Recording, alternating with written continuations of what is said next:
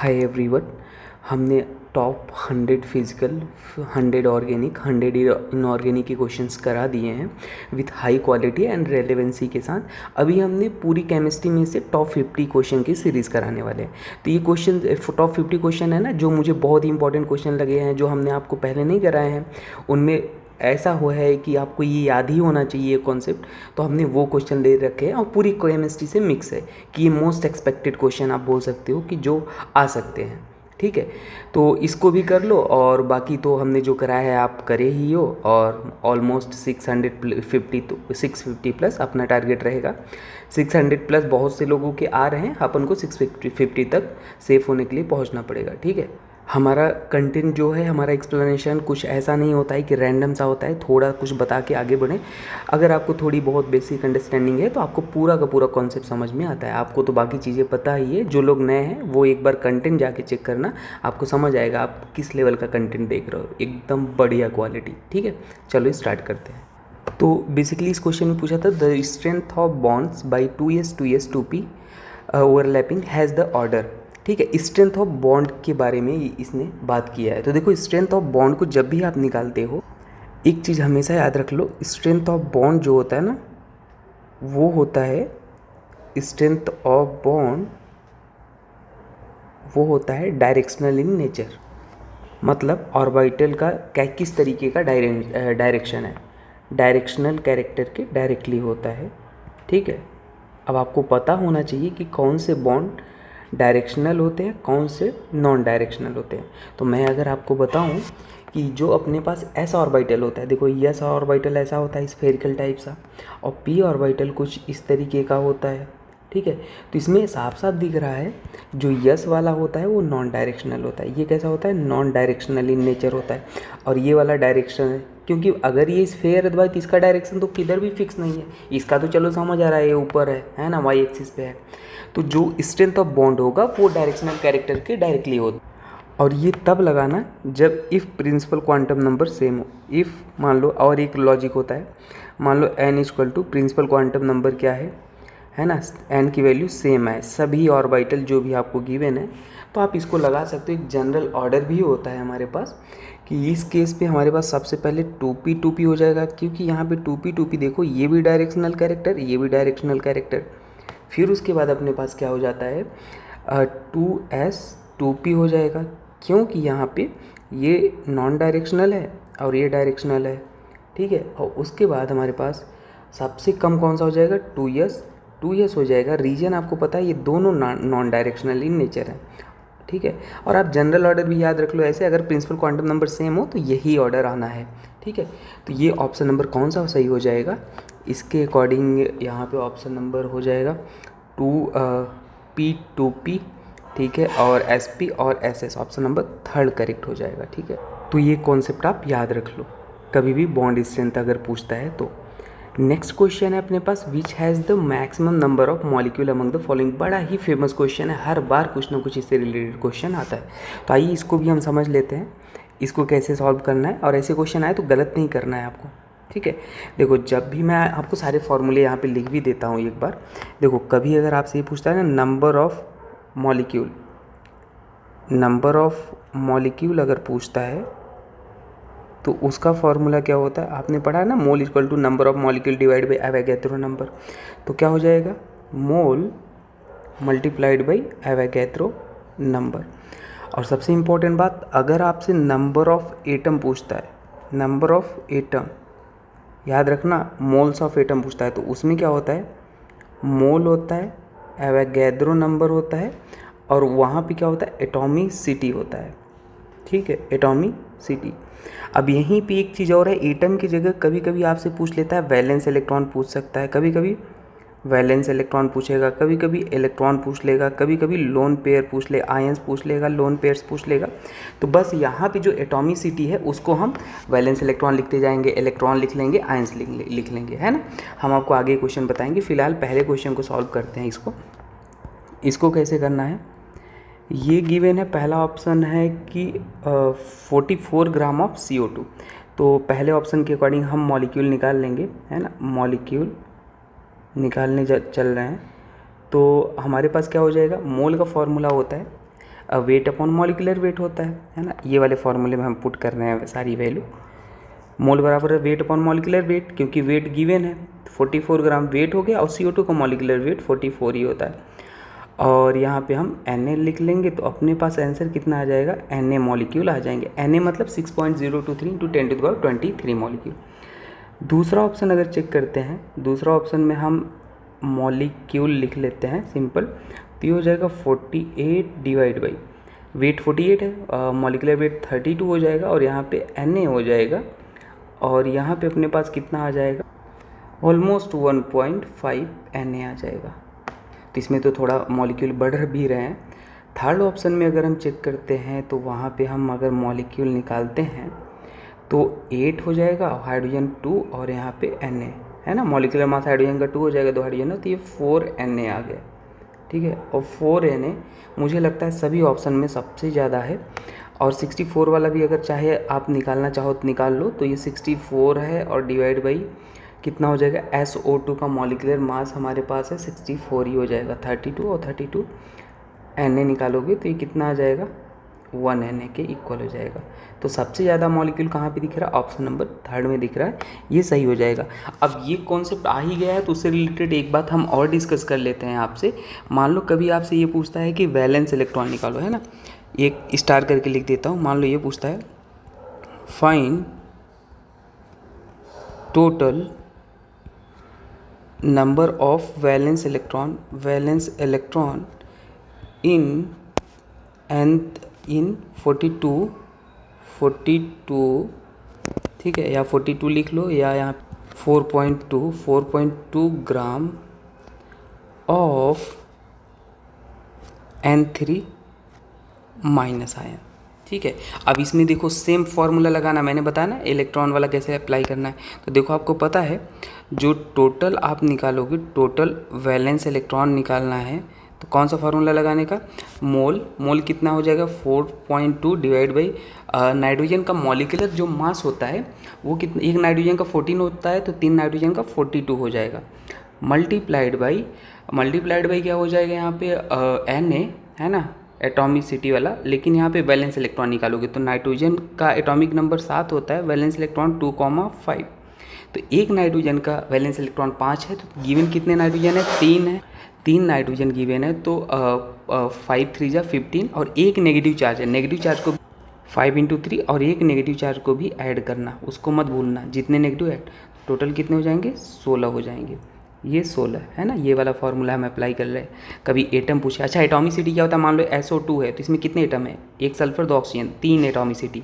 Valence electron पूछ रहा है इसलिए हमने वैलेंस इलेक्ट्रॉन लिखा है, तो ये अपने पास हो जाएगा 0.1 हो जाएगा इंटू Na हो जाएगा इंटू 16 हो जाएगा। फर्दर इसको हम सॉल्व कर लेंगे, इसको हम थोड़ा सा इधर लिख देते हैं, तो ऐसे भी पूछ सकता है, जेई का क्वेश्चन है एक्चुअल में, ऐसे पूछा था। तो ये हो जाएगा 1.6 Na लिख लो, या इसी को हम 1.6 मोल वैलेंस इलेक्ट्रॉन भी लिख सकते हैं। ठीक है, Na को हम ये बोलते हैं। अच्छा मान लो इसी में टोटल इलेक्ट्रॉन पूछता तो नाइट्रोजन का जो एटॉमिक नंबर हो जाता है ना, वही तो इलेक्ट्रॉन हो जाता है, तब वैलेंस नहीं लेते। एक नाइट्रोजन में 7 होता है atomic number, E = P = Z, तो E अगर 7 है तो 3 नाइट्रोजन का 21 हो जाएगा, एक नेगेटिव चार्ज को ऐड कर लेते 22 हो जाता है, तो यहाँ पे 22 लिखते। ठीक है, तो ये मैं बस आपकी इन्फॉर्मेशन के लिए बता दिया। बाकी अगर आप हमारे सुपर 45 लेक्चर देखे हैं तो 45 क्वेश्चन वही है जो पूरे चैप्टर को कवर करते हैं, तो पूरा चैप्टर का प्लेलिस्ट में है, तो जिन्होंने देखा है उसमें तो सारे वैरायटी कवर कर दिया हमने। ठीक है, तो बस ये मोस्ट एक्सपेक्टेड लगा तो हमने बता दिया। चलो ये बताते हैं नेक्स्ट क्वेश्चन, इसको ट्रिक से एक्चुअल में सॉल्व करते हैं। बताता हूँ कौन सी ट्रिक। ट्रिक ये है कि अगर मान लो आपको हाइब्रिडाइजेशन निकालना आता है तो ये है ट्रिक, मैं समझा देता हूँ। अगर मान लो sp हाइब्रिडाइजेशन आता है तो जितने पाई बॉन्ड होंगे सारे p पाई होते हैं, इससे सेकंड में आंसर आएगा, नहीं तो बहुत ज़्यादा लंबा हो जाता है। अगर मान लो sp2 हाइब्रिडाइजेशन है तो पहला वाला पाई बॉन्ड जो होगा वो p पाई होगा मॉलिक्यूल में, और बाकी जो होते हैं p डी पाई। और मान लो अगर sp3 sp3d या sp3d2 होते हैं तो सारे p डी पाई होंगे, तो इससे हम फटाक से निकाल देंगे। चलो, तो इसमें क्या बोला था कि which one of the following molecule the number of pi bond mention is incorrect. ठीक है, XOE3, तो इस देखो हाइब्रिडाइजेशन का अगर आपको प्रॉब्लम है ना निकालने हमें हाइब्रिडाइजेशन निकालने में, तो वेट आप जाके ये वाला वीडियो मेरा देख लो, मैं गारंटी लेता हूँ कि आपको ऐसी वीडियो शायद से to the best of my knowledge कि पूरे यूट्यूब पे नहीं मिलेगा। आप एक बार जाके देखना, ऐसी हाइब्रिडाइजेशन की वीडियोस जो जेईई नीट एडवांस सब प्रॉब्लम सॉल्व कर देगा 4 सेकंड में, ठीक है। तो जाके आप देख लो भाई, एक बार मैं आपको यही बोलूँगा, बाकी तो मैंने बहुत सारी वीडियो में बताया ही है। एक हमारा कॉन्सेप्ट इंजेक्शन सीरीज़ है जिसमें हम ट्रिक ही बताते हैं, और ट्रिक हम वो बताना पसंद करते हैं जो कहीं फेल ना हो, है ना। ऐसा नहीं कि 2 ट्रिक बताऊँ 4 क्वेश्चन करने के बाद जाके कहीं उलझ जाओ। तो देखो हाइब्रिडाइजेशन इसमें हम निकालेंगे तो स्टेरिक नंबर निकालेंगे, हाइब्रिडाइजेशन आ जाएगा sp3 आ जाता है इसमें। और इसका अगर हम स्ट्रक्चर भी देखेंगे ना हाइब्रिडाइजेशन की हेल्प से, तो ये ऐसा आता है, ठीक है, पिरामिड टाइप, और एक लोन पेयर आएगा। तो इसमें अगर आप नोटिस कर पाओ sp3 है, तो इसमें जितने पाई बॉन्ड है, मतलब 3 पाई बॉन्ड हैं, तो तीनों 3 पाई बॉन्ड हैं, तो ऑल हमारे पास क्या हो जाएंगे, ऑल हमारे पास पी पाई डी पाई करेंगे, मतलब 3 इसमें क्या हो जाएगा, पी पाई डी पाई हो जाएगा। ये तो करेक्ट है भाई, ठीक है। नेक्स्ट हम देखते हैं H2SO3। तो H2SO3 ऑक्सो एसिड का स्ट्रक्चर आपको बनाना भी आना चाहिए, ये होता है, ठीक है। हम बना लेते हैं, ये एक लोन पेयर आएगा और यहाँ पे OH आएगा। देखो यहाँ पे हाइब्रिडाइजेशन कैसे निकालेंगे, सिग्मा बॉन्ड लोन पेयर देख के निकालते हैं हाइब्रिडाइजेशन। देखो कितने सिग्मा बॉन्ड है यहाँ पे, 1 2 3, यहाँ पर भी वैसे निकालते हैं सिग्मा बॉन्ड लोन पेयर। अगर यहाँ पे हमारे पास सिग्मा एक लोन पेयर था, 3 सिग्मा 4 स्टेरिक नंबर आता तो मतलब sp3 आया। तो वैसे यहाँ पे भी हम निकालेंगे, तो ये भी अपने पास sp3 है और एक ही पाई बॉन्ड है, तो यहाँ पे एक पी पाई डी पाई आएगा, ठीक है, ऐसे आ जाएगा। और हमारे पास SO3 है, तो SO3 को भी हम थोड़ा सा बना के लिख देते हैं, SO3। तो SO3 कुछ ऐसे दिखेगा, ट्राइगोनल प्लेनर टाइप सा, 3 सिग्मा बॉन्ड है, तो ये क्या हो जाएगा, sp2 हो जाएगा। और sp2 होता है तो उसमें एक पाई बॉन्ड जो होगा, एक पाई बॉन्ड वो पी पाई होगा पहला वाला, बाकी जो 2 पाई बॉन्ड है वो क्या हो जाएंगे, पी पाई डी पाई। यही तो मैंने आपको सिखाया अभी, कंफ्यूज नहीं होना, यहाँ पे लिखा गया है, इसको देख लेना। और HClO3 का देख लेते हैं, चलो। HClO3 है मतलब OH है, और यहाँ पे Cl डबल बॉन्ड O और एक लोन पेयर है, तो ये क्या है, ये है sp3 है। और इसमें अपने पास sp3 मतलब सारे पी पाई डी पाई, तो 2 पाई बॉन्ड है तो 2 पी पाई डी पाई होगा। और इसमें गिवन कितना है, 2 पी पाई। तो करेक्ट पूछा था या इनकरेक्ट पूछा, तो अच्छा इनकरेक्ट तो यही हो गया, 3 पी पाई डी पाई नहीं भाई, 2 पी पाई डी पाई होगा ना। देखो इसमें क्या हो जाएगा, 2 डी पाई पी पाई, तो ऑप्शन नंबर 3 करेक्ट हो जाएगा। आई होप आपको इससे सीखने को बहुत कुछ मिला होगा, ठीक है। जो लोग नए हैं भाई, जाके टॉप 100 फिजिकल ऑर्गेनिक इनऑर्गेनिक के क्वेश्चन जरूर देख, ये एकदम मोस्ट रिलेवेंट कंटेंट है और बेस्ट क्वालिटी है। ये क्वेश्चन बहुत एक्सपेक्टेड है, ऐसे नहीं लिए गए हैं, तो ये ज़रूर जाके देख लो। और इकलौता हम ऐसे हैं, का लोग तो बहुत ही कराए हैं। देखो आप भाई घमंड उमंड नहीं सोचना, है ना, ऐसा मत सोचना सर थोड़े है ना घमंडी हो रहे हैं, नहीं भाई, आई एम सो सॉरी, ऐसी कोई बात नहीं। बस मैं ये चाहता हूँ लोग जो गुमराह करते हैं ना, कि बोलते हैं ये देख लो, कुछ भी रहता है, थंबनेल कुछ रहता है और बताते कुछ हैं, तो वैसा यहाँ पे कुछ नहीं है। हमने 6 आवर में ऐसी केमिस्ट्री कराई है जो कि सब कुछ कवर करता है, हर चैप्टर का कोर कॉन्सेप्ट, वो जाके देख। हमने ऐसे पूरी organic 3 hour within 3 hour में करा दिया, पूरी फिजिकल पूरी इनऑर्गेनिक, और सब कुछ एकदम कोर एकदम बेस्ट, ठीक है, कुछ भी ऐसा रह नहीं जाएगा। और क्वेश्चन भी लास्ट में करा दिया, तो बस अभी पॉसिबल हो तो आप ये देखना हो देखो, नहीं तो हम क्वेश्चन ज़रूर देख लो, ठीक है। चलो नेक्स्ट क्वेश्चन देखते हैं, ये तो हो गया। हाँ, Kjeldahl method can not be use to estimate nitrogen for which of the following compound. देखो कहीं पे अगर ये जो कंपाउंड एन ट्रिप ऐसे हो, डबल बॉन्ड एन, या कहीं पे नाइट्रो कंपाउंड हो, या कहीं पे नाइट्रोजन इन रिंग दिख जाए, है ना, नाइट्रोजन इन रिंग, जैसे मान लो पीरिडीन हो गया, तो इसमें रिंग में नाइट्रोजन है ना, तो वहाँ पे जिल्डोल मेथड नहीं यूज़ होता है ना, यहाँ पे ये एस्टिमेट नहीं कर सकते नाइट्रोजन को, तो ये याद रख लेना ना, ये सारे जिल्डोल मेथड में नहीं होते। तो कौन सा वाला हो जाएगा, आपको साफ साफ दिख रहा है, ये ऑप्शन यहाँ पे क्या है, NO2 है, तो ये ऑप्शन नंबर 3 हो जाएगा, है ना। नेक्स्ट क्वेश्चन देखते हैं, नेक्स्ट क्वेश्चन है ये। तो देखो यहाँ पे ये गिवन है आपको, एक इक्वेशन गिवन है, delta G A minus B T given है, विच स्टेटमेंट इज़ ट्रू बताना है। तो देखो हमको एक इक्वेशन पता है, जो डेल्टा जी होता है वो क्या होता है, enthalpy, change in enthalpy T into delta S होता है, ठीक है। और अकॉर्डिंग टू दिस हम कंपेयर करेंगे तो डेल्टा एच जो है ए है और डेल्टा एस जो है वो क्या गिवन है, वो बी गिवन है। और आपको पता है एक चीज़ कि अगर रिएक्शन एक्सोथर्मिक है ना, द गिव फ्री एनर्जी इतना where A and B non zero constant. तो अकॉर्डिंग टू ऑप्शन हम चेक करेंगे। मान लो हमारे पास रिएक्शन क्या है, हम एक्सोथर्मिक है, ध्यान से देखना।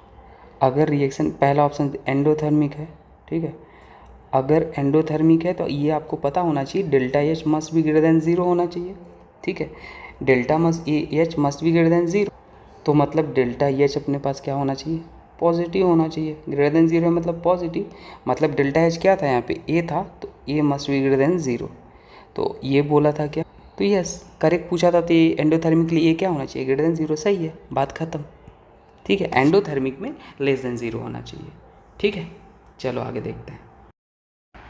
चलिए नेक्स्ट क्वेश्चन को सॉल्व करते हैं। नेक्स्ट क्वेश्चन है अपने पास ये, तो देखो इसमें क्या बनेगा, ये एनसीईआरटी की डायरेक्ट रिएक्शन है, एन हेक्सेन गिवन है।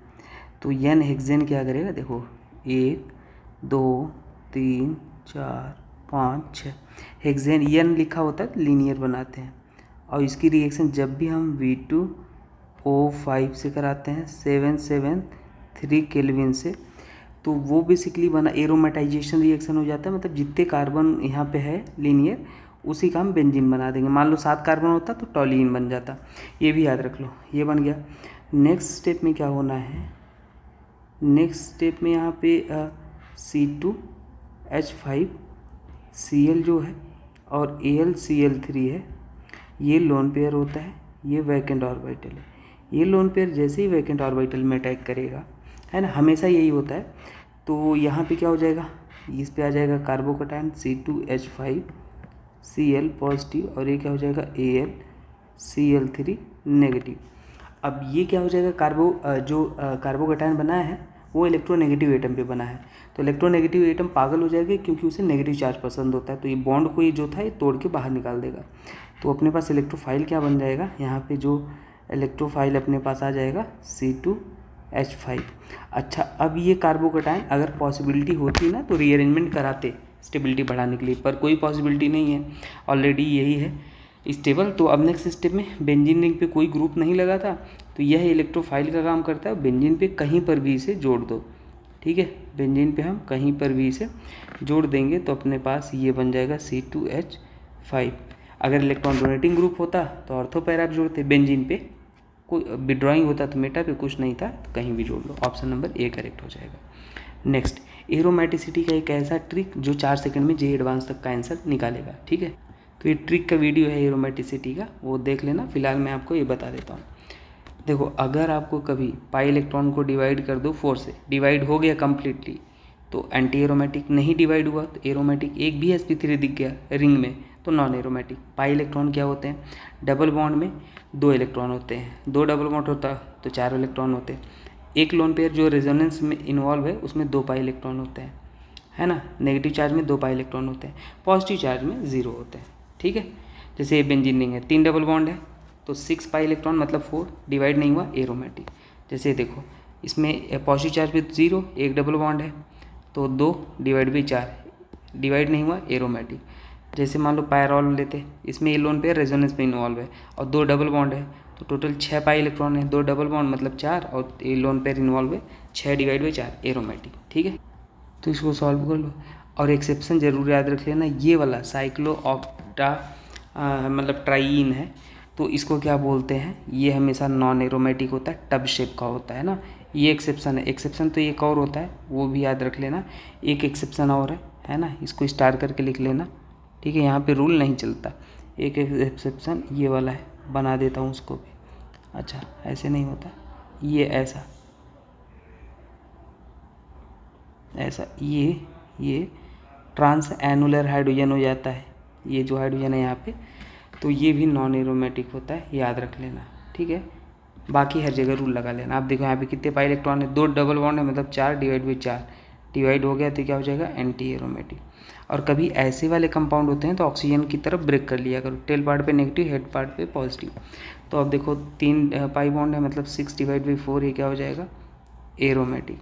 और ये क्या हो जाएगा अपने पास 2 डिवाइड बाई 4, ये भी आ जाएगा एरोमेटिक। तो जो नॉन एरोमेटिक था वो एक ही था, ऑप्शन नंबर ए था। ठीक है, बाकी मैंने ये लिख दिया है, इसको आप पढ़ लेना। नेक्स्ट देखते हैं। इस वाले क्वेश्चन बोला है number of moles of ferrous oxalate oxidise by 1 mole of K2Cr2O7। तो जब भी आपको ऐसा दो कंपाउंड गिवन होता है, एसिड बेस गिवन हो या एक ऑक्सीडाइजिंग एक रिड्यूसिंग एजेंट गिवन हो, तुरंत नंबर ऑफ इक्विवेलेंट लिखा करो। Number of equivalent of oxidising agent is equal to number of equivalent of reducing agent. अब एक तरफ आपको गिवन है K2Cr2O7 और एक तरफ है फेरस ऑक्सीलेट। और फेरस ऑक्सीलेट जब होता है तो उसका वैलेंसी फैक्टर याद रख लो, क्योंकि आयरन Fe2+ से Fe3+ में ऑक्सीडाइज होता है, और जो यहाँ पे C2O4 2- है वो हमेशा क्या बनाता है, CO2 बनाता है। यहाँ पे कार्बन +3 होता है, यहाँ पे कार्बन +4। तो टोटल हम एन फैक्टर निकालेंगे तो वहाँ पे एन एक आएगा, यहाँ पे 2 आ जाएगा। क्या होता है, change in oxidation state multiplied by atom.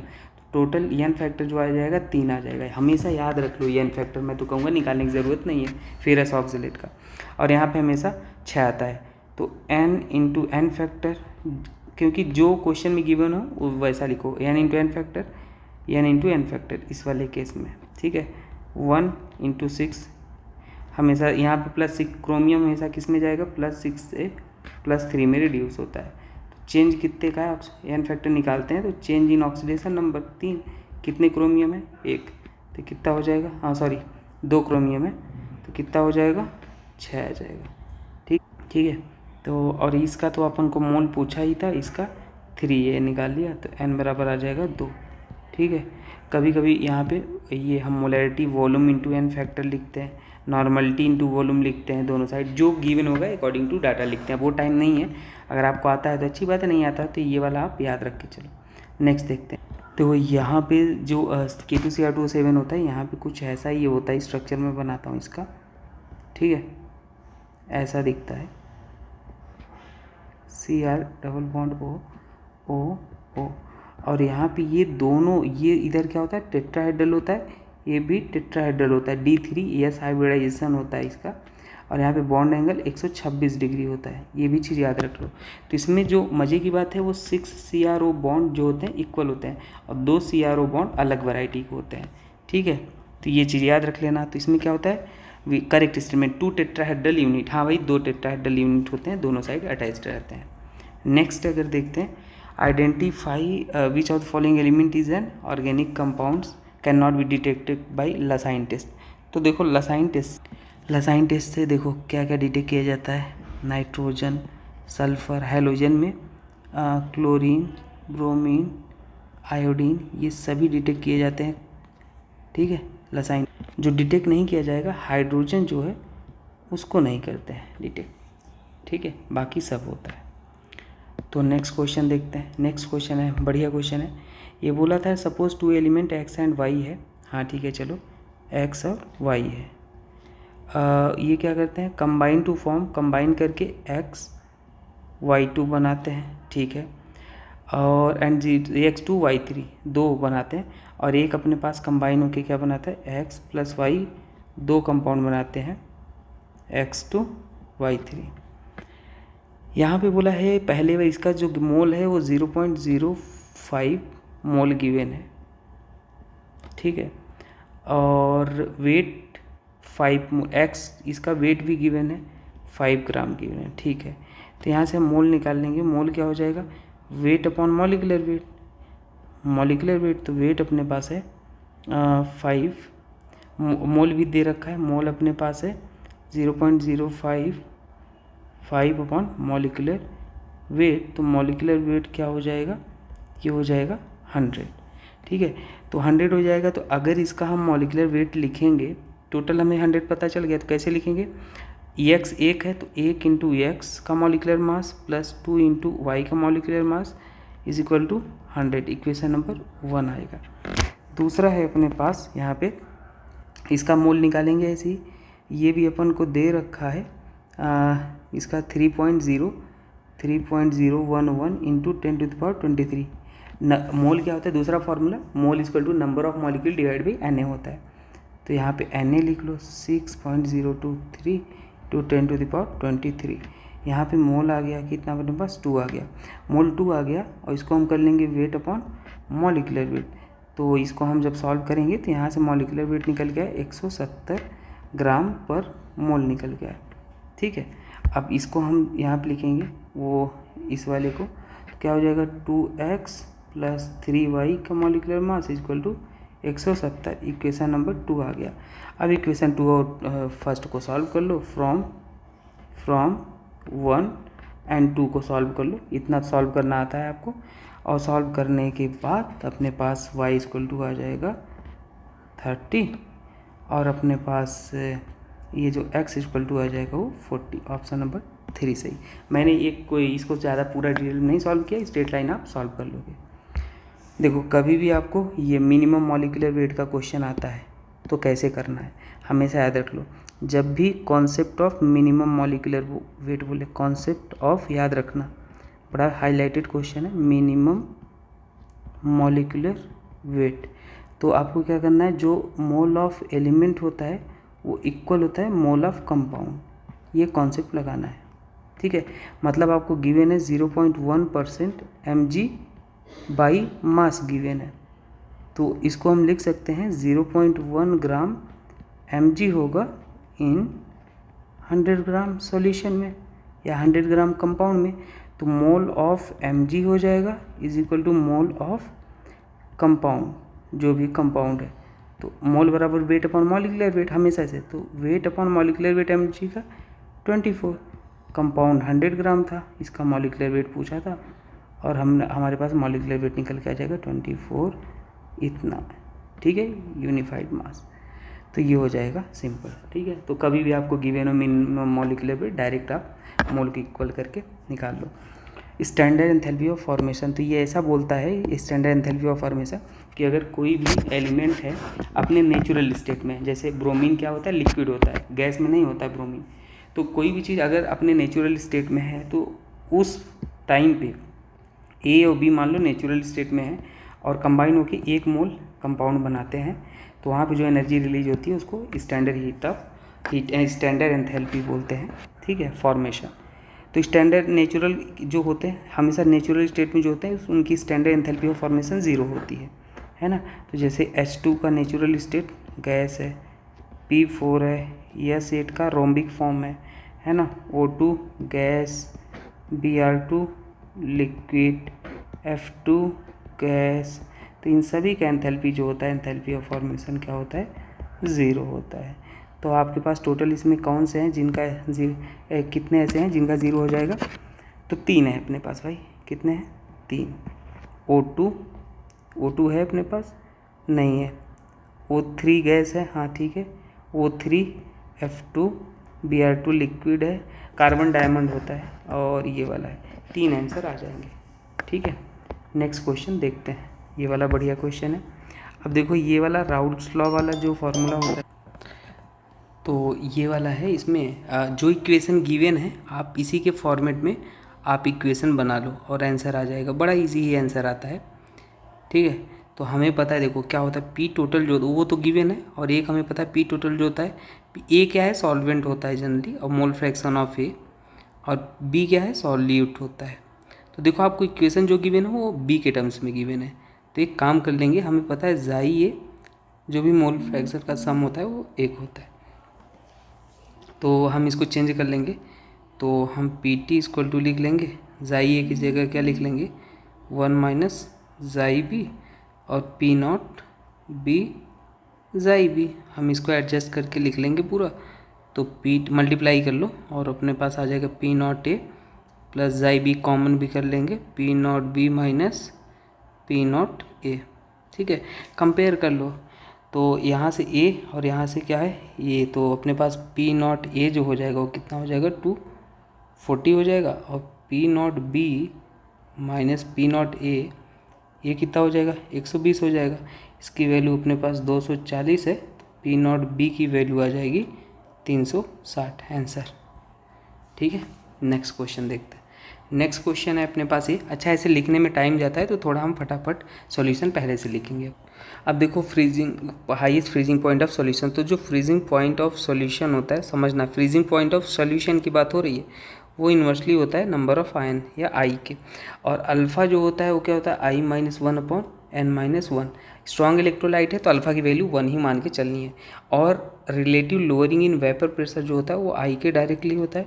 और आई जो होता है डेल्टा मतलब डिप्रेशन इन फ्रीजिंग पॉइंट के डायरेक्टली, लेकिन फ्रीजिंग पॉइंट ऑफ सॉल्यूशन के इन्वर्सली होता है। सारा कुछ हमने लिख दिया है। अब देखो यूरिया के केस में अगर देखोगे कॉन्सेंट्रेशन सबका सेम है, तो यूरिया का आई क्या होता है, वन होता है नॉन।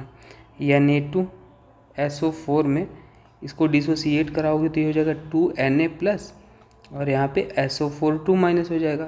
तो यहाँ पे जो हम आई निकालेंगे, अगर ये 100% डिसोसिएट हो रहा है तो अल्फ़ा वन, आई की वैल्यू अपने पास कितना आ जाएगा 2, और एक आयन इधर 3 आ जाएगा। ठीक है, NaCl जो आयन से डायरेक्ट डिसोसिएट होकर मिलते हैं वही निकाला करो, Na प्लस Cl आयन से देखा करो डायरेक्ट। तो आई की वैल्यू यहाँ पे एक एक कितना हो जाएगा 2, और Al2SO4 और ये क्या हो जाएगा थ्राइस, तो ये क्या हो जाएगा 2Al3 प्लस, और यहाँ क्या हो जाएगा SO4 2 माइनस। तो आई की वैल्यू कितना हो जाएगा 5 हो जाएगा। तो फ्रीजिंग पॉइंट जो होता है आई के इन्वर्स होता है, तो यहाँ पे सबसे मैक्सिमम जो हो जाएगा वो कहाँ पे हो जाएगा, यूरिया का हो जाएगा, है ना। क्या पूछा था, हाईएस्ट मैक्सिमम यहीं पे हो जाएगा। ठीक है, नेक्स्ट हम देखते हैं ये वाला बड़ा ही मज़ेदार क्वेश्चन है भाई, इसको भी मैं आपको करा ही देता हूँ। देखो आपको गिवन है, इसको बना लो, स्टाइरिन टाइप दिख रहा है तो हम इसको इधर करके लिखते हैं C+C। तो अगर आपको कभी NBS गिवन होता है, NBS को बोलते हैं एन ब्रोमोसक्सिनामाइड, तो अलाइलिक पोजीशन पे क्या करता है, अलाइल पोजीशन है डबल बॉन्ड के जस्ट बगल वाले कार्बन, उस पर ब्रोमीन को ऐड करेगा। तो अलाइल पोजीशन पे ब्रोमीन को ऐड करेगा तो यहाँ पे क्या हो जाता है Br, और ये C+C हो जाएगा। ठीक है, नेक्स्ट स्टेप में अपने पास क्या होता है Br2 आयरन डार्क में अगर लेगा तो यहाँ पे क्या बना देगा, यहाँ पे ये अपने पास हो जाएगा जो है ये, इसको ऐसे रखेगा और यहाँ पे ये इलेक्ट्रॉन डोनेटिंग का काम करेगा, और यहाँ से इलेक्ट्रोफाइल निकलेगा Br प्लस। अल्काइल ग्रुप है तो इलेक्ट्रॉन डोनेटिंग, ऑर्थो पैरा पे जोड़ेगा तो पैरा पे ज़्यादा फेवरेबल होगा क्योंकि स्टेरिक कम है। और यहाँ पे Br2 और CCl4 अगर लेते हो, Br2 CCl non polar solvent, तो वो क्या करता है एल्कीन जो होता है ना उसी पे एंटी पोजीशन पे जाके जुड़ जाता है। तो हमने C और यहाँ से और ये Br और यहाँ से Br को ऐड कर लिया, बस ये सारे प्रोडक्ट आप याद रखना। नेक्स्ट क्वेश्चन देखते हैं एनिलीन वाला। तो चलो ये अब इसमें बहुत सारी चीज़ें आप सीखने वाले हो, जैसे NH2 है, ठीक है, तो NaNO2 था और यहाँ से अपने पास HCl था भाई, ठीक। तो ये डाइएजोटाइजेशन रिएक्शन करता है, मतलब बेंजीन डाइयोनियम सॉल्ट बनाता है। तो जब भी आपको NaNO2 HCl हो या HNO2 भी लिखा आता है, 0 से 5 डिग्री सेल्सियस टेम्परेचर होता है। तो N2 और ये Cl माइनस है, और ये अपने पास हो जाएगा CuCN। तो यहाँ पे क्या हो जाएगा, ये जाएगा यहाँ पे Cn को जोड़ लेगा। नेक्स्ट स्टेप में अगर मान लो H2 निकिल है तो वे क्या कर लेगा, ये रिड्यूस कर देता है, मतलब Cn को CH2 NH2 में रिड्यूस कर देगा। और यहाँ से अपने पास है HNO2 है, तो ये इसको हटाएगा, कार्बोकेटायन बनेगा, और फिर से OH वहाँ पे हमेशा याद रखना, जब भी आपको ये गिवन हो HNO2 NH2 उसको गायब करना, कार्बोकेटायन बनाना और वहाँ पे OH को जोड़ देना। ठीक है, तो अपने पास यहाँ पे ये कलर क्यों चेंज कर रहा मैं, यही रहने देते हैं, और ये अपने पास COH आ जाएगा। ठीक, तो इसको याद रखना। नेक्स्ट देखते हैं, इसमें बोला है चूज़ द करेक्ट स्टेटमेंट। ठीक है, देख लेते हैं। The hybridisation of central atom XeF4, तो XeF4 का हाइब्रिडेशन आप निकालोगे तो स्टेरिक नंबर है, इसको निकाल लेते हैं, कितना 1/2। वैलेंस इलेक्ट्रॉन ऑफ जेनॉन 8 4 12 मतलब 6 आएगा, 6 मतलब sp3d2, तो ये हो जाएगा। और ये तो पहला गलत है। ज्योमेट्री ऑफ IF5, तो IF5 का अगर हम निकालेंगे हाइब्रिडाइजेशन निकालेंगे तो ये आ जाएगा 6, ये आएगा sp3 और ये हो जाएगा sp3d2 हो जाएगा। N2 प्लस जो है इसका बॉन्ड ऑर्डर अगर देखोगे तो देखो 14 का बॉन्ड ऑर्डर आप याद रख लेते हो, कितना होता है 3। अब ये इलेक्ट्रॉन है 14 इलेक्ट्रॉन, इसके ऊपर जाते हो तो 0.5 घटाते जाओ, बॉन्ड ऑर्डर है, नीचे जाते हो तो भी 0.5 घटाते जाओ, 10 to 20 इलेक्ट्रॉन के लिए यही होगा। तो N2 के लिए कितना आ जाएगा 2.5। और SF4 जो होता है अपने पास सीसॉ शेप होता है, ऐसा दिखता है, ठीक है। और हमेशा एक्सियल बॉन्ड, एक लोन पेयर को हम ऐसे लगाते हैं, ये एक्सियल बॉन्ड है, ये इक्विटोरियल, तो एक्सियल हमेशा बड़ा होता है इक्विटोरियल। तो ऑप्शन नंबर 3 जो हो जाएगा वो करेक्ट है कि बॉन्ड ऑर्डर। नेक्स्ट क्वेश्चन देखते हैं। An azeotropic solution to liquid have वो लो मतलब boiling point lower than either of them, ठीक है।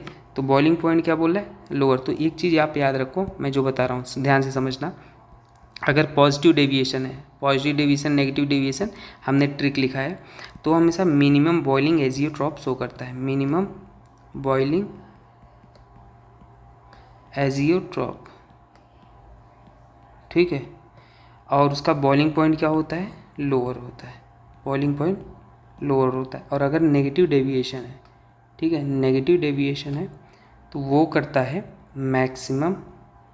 मैक्सिमम बॉइलिंग एजियोट्रॉप शो करता है, ठीक है। तो इसके अकॉर्डिंग ऑप्शन नंबर सी हो जाएगा। नेक्स्ट अपन देखते हैं आईपीसी नेमिंग है। तो ये नेमिंग आप कैसे करोगे, अब इसमें आपको सबसे पहले प्रिंसिपल फंक्शनल ग्रुप देखना होता है, और प्रिंसिपल फंक्शनल ग्रुप आपको याद होने चाहिए, पूरा रूल्स होता है आईपीसी का, ठीक है। तो देखो क्या होता है, मैं आपको बताता हूँ। यह है 1, यह है 2, यह है 3, यह है 4, यह है 5 और यह है 6, ठीक है। तो हमने इधर से क्यों नंबरिंग किया, क्योंकि ये प्रिंसिपल फंक्शनल ग्रुप हो जाएगा, प्रायोरिटी में भी ज़्यादा होता है। और इधर से गए क्योंकि लोवेस्ट लोकेंट रूल सेकेंड पे ही ब्रांच आ रहा था, इसलिए इधर से गए, ठीक है। तो ये 2 ब्रोमो 5 हाइड्रोक्सी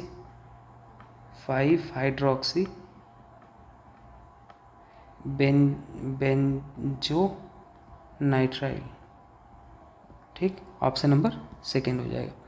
नेक्स्ट देखते हैं डिक्रीजिंग ऑर्डर ऑफ स्टेबिलिटी। तो जो बॉन्ड ऑर्डर होता है वो स्टेबिलिटी के डायरेक्टली होता है, स्टेबिलिटी बॉन्ड एनर्जी के डायरेक्टली होता है, लेकिन बॉन्ड लेंथ के इन्वर्सली होता है। तो ये सारी चीज़ें याद रखना इससे। अब यहाँ पे अगर आप देख लो O2 प्लस है, O2 है, O2 माइनस है, तो इलेक्ट्रॉन पहले निकालो, कितना है इसमें 16 इलेक्ट्रॉन है, लेकिन पॉजिटिव था तो एक कम हो जाएगा 15, इसमें 16 और इसमें 16 एक 17। 14 इलेक्ट्रॉन का बॉन्ड ऑर्डर आपको पता होता है, कितना होता है 3। 15 का हो जाएगा 2.5, ऐसे घटाते जाओ, 13 का 2.5, तो इन सब का निकाल लो, तो इसका हो जाएगा 2.5, इसका 2 हो जाएगा, इसका 1.5। तो जो बॉन्ड ऑर्डर हो जाएगा, ऑर्डर ये आ जाएगा। और बॉन्ड लेंथ का ऑर्डर हम निकालेंगे तो उल्टा कर दोगे, बात खत्म। तो ऑप्शन नंबर ए करेक्ट हो जाएगा। नेक्स्ट ये क्या बोल रहा है, the order of reducing character. तो ये आपको याद रख लेना है, ऑक्सीजन फैमिली का जो होता है H2O, ठीक है, H2S H2Se H2T। तो जो टॉप टू बॉटम है, टॉप टू बॉटम जो EH बॉन्ड स्ट्रेंथ है, EH बॉन्ड स्ट्रेंथ जो होता है वो डिक्रीज हो जाता है, ठीक है, जिसके कारण रिड्यूसिंग कैरेक्टर जो होता है वो इंक्रीज हो जाता है। तो अपने पास ये हो जाएगा, टॉप टू बॉटम इंक्रीज हो जाएगा, क्योंकि बॉन्ड स्ट्रेंथ घटता है, रिड्यूसिंग कैरेक्टर इंक्रीज होता है। नेक्स्ट देखते हैं पायरॉल। देखो पायरॉल ये होता है, ठीक है, पायरॉल अपने पास ये है, और अपने पास पिरिडीन है, पायरॉल और पिरिडीन है। तो हमें पता है पायरॉल में ये क्या हो जाएगा, sp2 है, और ये क्या है यहाँ पर, ये भी नो डाउट sp1 2 3 sp2 है। लेकिन मजे की बात यहाँ पे जो लोन पेयर है वो डीलोकेलाइज्ड है और ये लोकेलाइज्ड है। तो हमें पता है जो डीलोकेलाइज्ड होता है वो ज़्यादा कम बेसिक होता है लोकेलाइज से, बेसिक स्ट्रेंथ निकालते हैं, क्योंकि लोन पेयर तो अवेलेबल ही नहीं रहा, तो बेसिक स्ट्रेंथ घट जाएगा, तो इसलिए ये ज़्यादा बेसिक होता है। तो option number second A is false है बट आर इज़ ट्रू है, ठीक है। नेक्स्ट यूनिट लिख लेते हैं, ये यूनिट आपको याद होना चाहिए कि ए का जो होता है सेल कांस्टेंट क्या होता है पता है, सेल कांस्टेंट होता है L/A होता है। तो ए का हो जाएगा सेकेंड, बी का हो जाएगा फोर्थ, और सी का हो जाएगा फर्स्ट और इसका हो जाएगा थर्ड। तो ऑप्शन नंबर डी। ये याद होने वाली चीज़ें हैं, याद होनी चाहिए। ऑन पासिंग प्रोपाइन, ठीक है, प्रोपाइन ले लेते हैं भाई, 1 2 3। रेड हॉट आयरन से पास कर दोगे, आयरन रेड हॉट ले लोगे तो यहाँ पे क्या बन जाएगा, ये याद रख लो। अब इसको मैकेनिज्म नहीं, ये एनसीईआरटी में की मैंने, तो ये मेसिटाइलिन बन जाएगा, ठीक है, मेसिटाइलिन इसको बोलते हैं, याद रख लेना, मेसिटाइलिन बन जाएगा। अगर मान लो केवल अल्काइन एसिटाइलिन लिए होते हैं और सेम चीज़, तो ये क्या बनता है, बेंजीन बन जाता है, ये बनता है बेंजीन, ठीक है। और अगर मान लो ये होता 4 कार्बन का ब्यूटाइन टाइप लिए होते और रेड हॉट सेम कंडीशन, तो 6वें पोजीशन पे हमारे पास मिथाइल ग्रुप लग जाता, ठीक है, 6 पे मिथाइल ग्रुप लग जाता। तो पूछा था सिग्मा बॉन्ड कितने होंगे, आप सिग्मा बॉन्ड आप काउंट कर लो। और किसमें, ऑन पासिंग रेड प्रोपाइन में, तो इसमें सिग्मा बॉन्ड काउंट कर लो, जितना आएगा 21 आ जाएगा, ठीक है। सिग्मा बॉन्ड तो काउंट कर ही लोगे। ये वाला देखते हैं, देखो रेडियल नोड बोला था, डिटरमाइन कर लेंगे। देखो जो रेडियल नोड होता है या इसी को कभी स्फेरिकल नोड भी बोल सकते हैं, ठीक है। स्फेरिकल नोड वो होता है n-l-1। एंगुलर नोड अगर बोले तो L होता है, टोटल नोड बोले तो n-n होता है, n-1 होता है, ठीक है। अब बोला था 6 यस है, बना लो 6 यस, तो यहाँ पे n की वैल्यू निकालो और l की वैल्यू, n की वैल्यू 0 जो यहाँ पे लिखा जाता है, l की वैल्यू s के लिए 0 होता है। और 4p के लिए अगर निकालो तो ये हो जाएगा 4, ये हो जाएगा 1। तो रेडियल नोड अगर निकालेंगे हम तो कितना हो जाएगा, n-l-1, यहाँ जाएगा 6 - 0 - 1, ये हो जाएगा 5। और 4p के लिए निकालेंगे तो ये कितना हो जाएगा, 4 - 1 - 1 और ये हो जाएगा 2, ठीक है। तो ऑप्शन कितना आ जाएगा, 5 और 2, तो ये हो जाएगा, बात ख़त्म। मतलब सिंपल है, डायरेक्ट फार्मूला। वाइटमिन वगैरह याद रखो भाई, कब क्या पूछ लेता है, ठीक है। तो वाइटमिन ये क्या हो जाएगा, ए का हो जाएगा 4th में मैचिंग, एनसीईआरटी में गिवन है, बी का हो जाएगा 2nd, सी का हो जाएगा 1st कर्वी होता है, और ये जो बचा इसमें ऑप्शन नंबर 3rd सही हो जाएगा। नेक्स्ट देखते हैं, बड़ा फेमस क्वेश्चन है इसको। कभी अगर आपको H2PD होता है, लिल डार्क कैटलिस्ट होता है, तो अगर अल्काइन गिवन है, मैंने बोला अल्काइन अगर आपको गिवन है तो H2PD जो होता है ना वो सिस एल्कीन में चेंज कर देता है, अल्काइन को तोड़ेगा, BaSO4 को सिस एल्कीन, मतलब डबल ट्रिपल बॉन्ड को ब्रेक कर लिया, दोनों जो ग्रुप हैं जो बच रहे हैं C2H5 एक ही साइड लगा लो, तो यही तो गिवन था। तो ये लिल डार्क कैटलिस्ट होता है, सिस एल्कीन में चेंज कर देता है अल्काइन को। देखो सिस एक ही साइड ग्रुप जुड़े हैं, ट्रिपल बॉन्ड को तोड़ के उसे सिस एल्कीन में चेंज करता है। और अगर मान लो सोडियम इन लिक्विड अमोनिया ले लो, सेम चीज़ अगर गिवन है, ठीक है, और यहाँ पे ये वाला उस जो सेकेंड वाला है सोडियम इन लिक्विड NH3, तो वो किस में चेंज कर देता है, ट्रांस एल्कीन में चेंज कर देता है। तो ये अपने पास ऐसे होता है और ये ऐसे, ये क्या हो जाएगा, ट्रांस एल्कीन, ठीक है। तो ऑप्शन नंबर 4th करेक्ट हो जाएगा। पेन टू आइन हो जाएगा, 1 2 3 4 5, और ये क्या हो जाएगा, 1 2 3 4, ये हो जाएगा ब्यूट टू आइन, और ये हो जाएगा pent two yne, pent two yne, ठीक। तो आई होप आपको ये बात समझ में आ गई। तो याद रख लेना सिस एल्कीन और ट्रांस एल्कीन में चेंज कर देते हैं, ठीक है। नेक्स्ट क्वेश्चन देखो भाई, ज़बरदस्त क्वेश्चन ये भी। तो जो स्टैंडर्ड रिडक्शन पोटेंशियल आप तो गिवन है, इस ऑक्सीडाइजिंग एजेंट पूछा, तो SRP जो होता है वो ऑक्सीडाइजिंग एजेंट के डायरेक्टली होता है, वो इन्वर्सली होता है रिड्यूसिंग एजेंट के। तो आपको जो डाटा यहाँ पे दे रखा है वो देखो, सबका रिडक्शन दी गिवन है, ये SRP गिवन है। पॉजिटिव चार्ज में अगर कमी होता है तो उसको बोलते हैं SRP, पॉजिटिव चार्ज में डिक्रीमेंट हो तो, ठीक है। तो सबका SRP दे रखा है हमको, सब देखो यहाँ पॉजिटिव से 0 में जा रहे हैं सब SRP।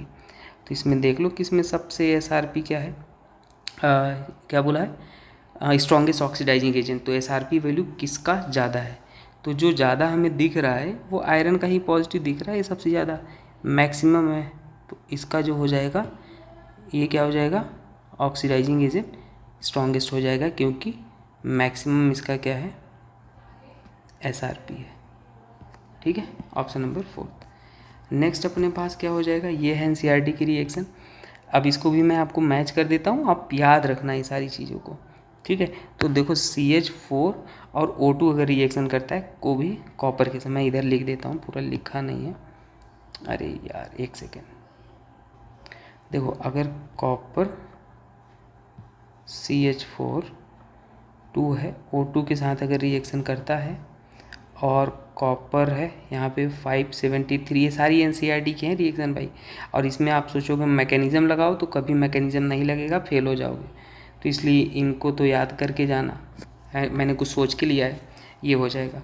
और अगर मान लो CH4 आप लेते हो, O2 मोलिब्डेनम का कंपाउंड ले लो, ये MO2O3, तो फॉर्मल्डिहाइड बन जाता है H2O, CC3O2 ले लोगे और ये अपने पास क्या हो जाएगा, CH3 C double bond O twice Mn, तो ये हो जाएगा 2CH3 C double bond O H, और CH3 ट्वाइस CH, और यहाँ पे क्या हो जाएगा KMnO4, इसका ऑक्सीडेशन करोगे तो CH3 थ्राइस COH बन जाएगा, ठीक। तो ये आप मैच करा लो, जो भी है मैंने यहाँ पे लिख दिया है। अब ये वाला मैं थोड़ा सा पहले से सॉल्व करके रखता हूँ, सो दैट क्योंकि आपका टाइम बचे, है ना, आपके पास ऑलरेडी टाइम कम है। तो पूछा था स्टेबिलिटी इंक्रीजिंग ऑर्डर, तो सबसे पहली बात समझो, जो कार्बोकैटायन की स्टेबिलिटी होती है वही रेडिकल की, और कार्बोकैटायन को स्टेबलाइज कौन करता है, +M +CH +I, ठीक है। और कभी आपको GOC वगैरह में प्रॉब्लम है तो जाके देख लो। और एक चीज़ मैं आपको बता दूँ, 5 स्टेप स्टडी जिन्होंने फॉलो नहीं किया है वो ज़रूर फॉलो करें। फर्स्ट स्टेप हमारा क्लासिक 1 शॉट था, सेकेंड स्टेप था सुपर 45 क्वेश्चन, थर्ड स्टेप था 25 most expected question chapter wise जो लास्ट ईयर करा है, फोर्थ स्टेप था संडे स्पेशल टेस्ट। लेकिन अगर आपके पास 3-4 दिन बचे हैं, 6 दिन बचे हैं, तो अब टाइम नहीं है। और लास्ट स्टेप था गेस्ट पेपर जो कि चल रहा है ना। इसके बाद हमने क्या करा है, 3 आवर में पूरी ऑर्गेनिक फिजिकल इनऑर्गेनिक रिवीजन करा दिया। Top 100 physical, top 100 organic, top 100 inorganic करा दिया। तो आप टॉप 100 देख सकते हो, गेस्ट पेपर देख लो। और एक चीज़ है, नीट 2027 के लिए जो पहले से मेंटेलिटी बनाया है भाई, वो आप पहले से मेरे को मैसेज करके रखो, है ना, क्योंकि तैयारी हम पहले से करेंगे। जो भी आपके भाई बहन जो भी तैयारी करना चाहते हैं, अगर एक genuine mentorship, genuine guidance, genuine teacher चाहते हो तो आप ज़रूर देखो और बताओ, ठीक है।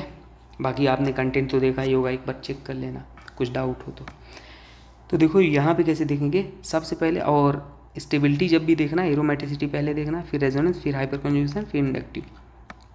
इसमें देखो, इसमें अगर हम देखें तो डी वाला में क्या है, सबसे ज़्यादा स्टेबल है, सॉरी ये डी वाला सबसे स्टेबल है क्योंकि 2 रेजोनेंस है इसमें। ये वाला मोस्ट अनस्टेबल है क्योंकि भाई डबल बॉन्ड के ऊपर कभी भी रेजोनेंस नहीं होता, अनस्टेबल हो जाता है। तो डी स्टेबल। फिर क्या हो जाएगा, बी वाला है क्योंकि एक बार रेजोनेंस है, और इसमें तो ये अनस्टेबल हो गया। अब इसमें देखोगे तो हमारे पास कौन सा हो जाएगा, ए हो जाएगा क्योंकि अल्फा हाइड्रोजन हो रहा है, 4 अल्फा हाइड्रोजन है। रेडिकल के बगल जो H होते हैं उसको अल्फा H बोलते हैं। और ये दोनों अनस्टेबल है, ये तो बहुत अनस्टेबल है, ये तो एक ही बार अनस्टेबल है, तो इसलिए अपने पास ऑर्डर ये हो जाएगा। अब ये वाला देखो, बोला है फॉर ए रिएक्शन, एक रिएक्शन है, ठीक है, और रिएक्शन है तो उसका रेट लिख लो। जो भी कौन से रिएक्टेंट है उसका पावर ए लगा दो, ये रिएक्टेंट है उसका पावर बी। एलिमेंट्री रिएक्शन होता है तो पी जो है उसको लगाते, क्यू जो है उसको लगाते। एलिमेंट्री नहीं है तो हमें नहीं पता क्या। बोला है जब रेट 16 टाइम्स होता है तो मतलब कॉन्सेंट्रेशन एक्स का जब डबल हो तो रेट 16 टाइम हो जाता है, और वाई का भी डबल हो, एक्स का भी डबल हो, तो डबल कर दिया तो रेट इतना हो गया, ठीक है। और बोला है जब केवल अकेले एक्स का डबल होता है तो 4 टाइम्स हो जाता है। तो बोला है कि बताओ भाई ऑर्डर विथ रिस्पेक्ट टू यह ओवरऑल ऑर्डर बता दो, इसमें ए और बी का ऑर्डर बता दो। तो हमने एक काम किया, सेकेंड और थर्ड को डिवाइड किया, सेकेंड थर्ड को डिवाइड किया, तो ये कट्टम कुट्टम अपने पास ये आया। तो हमने 4 को 2 लिख दिया, कट्टम कुट्टम बी इक्वल टू 2 आ गया। और हमने एक और थर्ड को डिवाइड कर दिया। ये नहीं, हाँ हमें ए और बी की वैल्यू निकालनी है, तो यहाँ ए आ गया, यहाँ बी आ गया, ए बी को हमने ऐड कर दिया, ओवरऑल ऑर्डर 4 हो जाएगा, ठीक है। ये बड़ा फेमस क्वेश्चन होता है। आइडियल सॉल्यूशन में डेल्टा एच डेल्टा वी 0 होता है, ठीक है। और पॉजिटिव डेविएशन में क्या हो जाएगा, देखो पॉजिटिव डेविएशन में जो पी टोटल होगा वो ग्रेटर देन 0 हो जाएगा, मतलब जो फोर्स ऑफ अट्रैक्शन हो जाएगा, सॉल्यूशन ए बी तो होता है वो कमज़ोर हो जाएगा, तभी तो वेपर प्रेशर बढ़ेगा। कमज़ोर हुआ जल्दी मॉलिक्यूल टूटे, ज़्यादा वेपर बना, ज़्यादा प्रेशर होगा, तो ए बी का जो फोर्स ऑफ अट्रैक्शन होगा कम होगा, ए का ज़्यादा होगा, ठीक है। नेगेटिव में जस्ट उल्टा होता है। तो ये हमने सबका ऑर्डर लगा दिया है। ये देखो पहला इसमें बोला है कि स्टेबिलिटी ऑर्डर, ठीक है। देखो इसमें कैसे निकालोगे, एरोमेटिसिटी नहीं है, रेजोनेंस। देखो इसमें बैक बॉन्डिंग है, कार्बोकैटायन के बगल कभी लोन पेयर हो तो बैक बॉन्डिंग होता है, मोस्ट स्टेबल। अब इसमें देखो माइनस आई लग रहा है, इसमें माइनस आई, और इंडक्टिव इफेक्ट डिस्टेंस डिपेंडेंट होता है, कार्बोकैटायन हिट भी करता है माइनस आई को, तो दूर रहना चाहेगा। तो ये स्टेबल, फिर ये और फिर ये, ठीक है।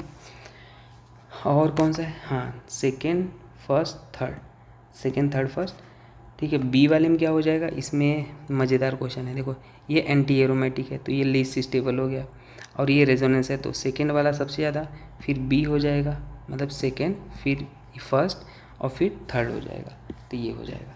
तो ऑर्डर अपने पास ये हो जाएगा, ये लगा के आगे बढ़ चलो, ठीक है। 33 gram of an impure sample sodium bicarbonate, तो ये सोडियम बाइकार्बोनेट है, हीट किया जाता है तो CO2 मिलता है। तो ये जब इसको हीट करते हो तो कार्बोनेट मिलता है, H2O CO2 मिलता है। अब बैलेंस इक्वेशन लिख लिया करो। अब देखो ध्यान से देखना, 1 मोल CO2 के लिए 2 मोल बाइकार्बोनेट रिक्वायर्ड है, यही तो है, 1 मोल CO2 इतना। तो बताओ 44, इसको हम 1 मोल को 44 ग्राम लिख सकते हैं। 1 mole equal to molecular mass होता है ना, अरे मोल बराबर वेट अपॉन मॉलिक्यूलर मास। तो 44 ग्राम CO2 में हम इसको भी वेट के टर्म में लिख लेते हैं, 2 मोल मतलब मॉलिक्यूलर मास से मल्टीप्लाई कर लो। तो 44 ग्राम से इतना हमारे पास NaHCO3 रिक्वायर्ड है, तो 1 ग्राम के लिए इसको डिवाइड कर दो 44 से। पूछा कितने के लिए था, 4.4 ग्राम के लिए, तो 4.4 ग्राम CO2 के लिए इतना रिक्वायर्ड होगा। और हमारे पास ये आ गया थ्योरेटिकल वैल्यू।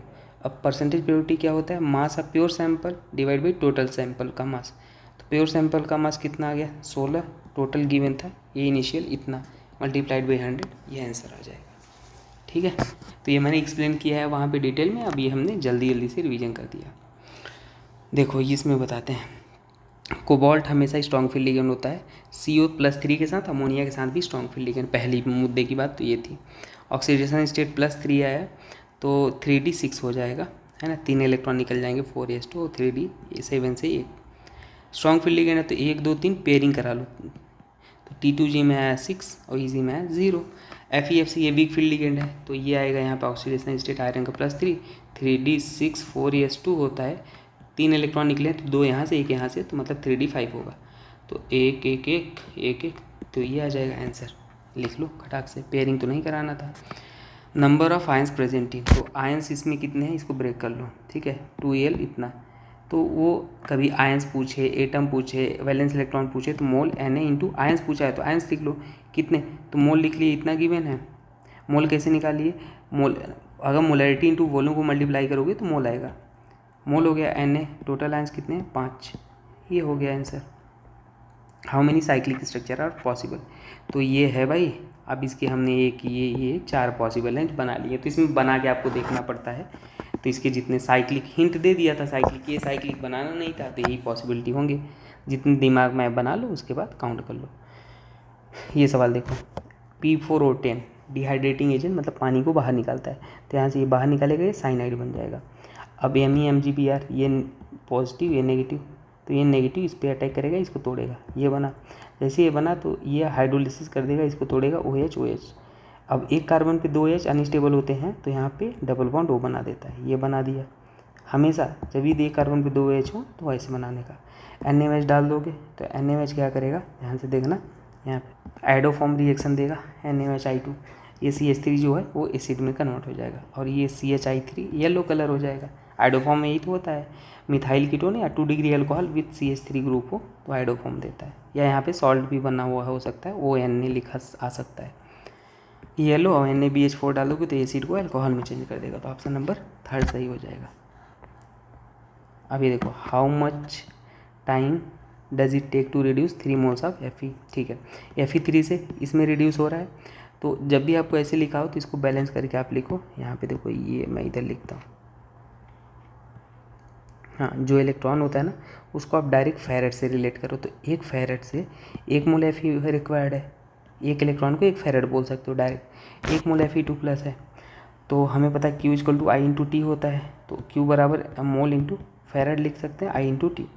तो मोल कितने के लिए पूछा था, ये 3 है ना, ये 3 गिवन था 3 के लिए, तो 3 और फैराडे की वैल्यू इतना होता, आई की वैल्यू गिवन था, टाइम पूछा था, इतना आंसर हो गया, बात खत्म। Number of molecule which can not give iodoform test, तो एडोफॉर्म के लिए मिथाइल होना चाहिए और 2 डिग्री अल्कोहल है तो भी मिथाइल होना चाहिए, तो ये देगा नहीं, ये देगा हाँ, यहाँ मिथाइल है, ये देगा नहीं, ये देगा नहीं, ये देगा नहीं, तो टोटल 4 थे जो देंगे, बाकी नहीं देगा, जो नहीं देगा वो मैंने यहाँ पे बना लिया है।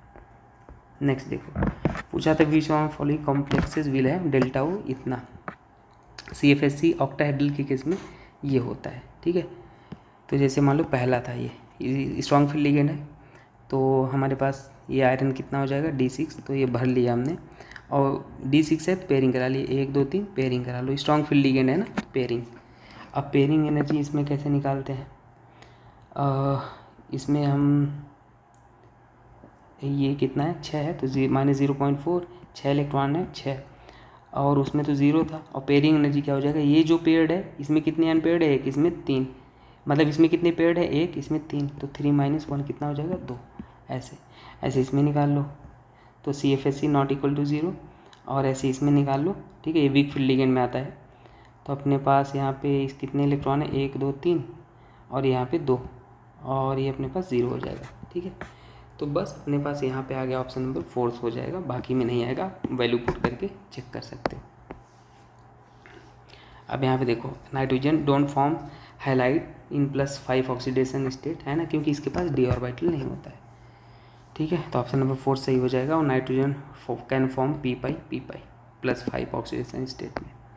नेक्स्ट यहाँ पे आप देखो, ये T½ की वेन है और कॉन्सेंट्रेशन, तो हमें पता होना चाहिए T½ और कॉन्सेंट्रेशन का रिलेशन क्या होता है, ये 0 ऑर्डर रिएक्शन होता है, T½ A0/2 के डायरेक्टली रिलेटेड है ना, तो इससे ग्राफ से पता चला ये 0 ऑर्डर रिएक्शन है। अब देखो 0 ऑर्डर में क्या होता है, AT A0 - KT होता है, तो AT कॉन्सेंट्रेशन कुछ समय बाद ये इनिशियल है, तो ये 2.5 गिवन था, ठीक है, ध्यान से देखना, ये गिवन है ना, reaction was started initial 1/KT, KT कैसे निकालोगे, स्लोप जो होता है इसका 1/2K होता है, याद होना चाहिए, तो ये स्लोप दे रखा था, K की वैल्यू इतना, तो K की वैल्यू हमने पुट कर लिया, T की वैल्यू इतना गिवन है, तो AT अपने पास ये कंसंट्रेशन निकालने पे आंसर इतना आ गया।